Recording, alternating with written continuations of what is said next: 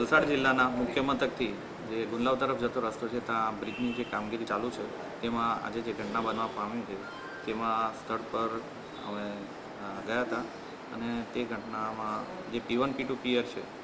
તેના ગર્ડરની કામગીરી ચાલુ હતી સુપરસ્ટ્રક્ચરની, જેમાં પ્લેન્ટિંગની કામગીરીમાં લાઇન લેવલની કામગીરી કરતી વખતે સાઇટ એન્જિનિયર દ્વારા જે ઉપર કામ કરી રહેલા માણસોને સૂચના આપવામાં આવેલી હતી તે મુજબ એ લોકો કામગીરી કરે, પણ શરત ચૂકથી જે લાઇન લેવલની કામગીરી દરમિયાન ચેકનું જે પુશિંગ કરવાનું હતું તેમાં એ લોકોથી ભૂલ થતાં ગર્ડર સ્લાઇડ થઈ જવા પામેલ હતો અને સ્લાઇડ થઈ જવાના કારણે ગર્ડર પડી જવા પામેલ હતો ને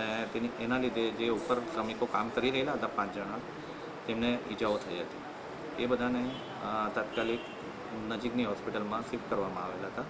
અને જ્યાં એમની સારવાર ચાલુ છે. એમાંથી નાની મોટી બધાને ઈજા હતી, એક વ્યક્તિને થોડી વધુ ઈજા હતી અને તેના માટે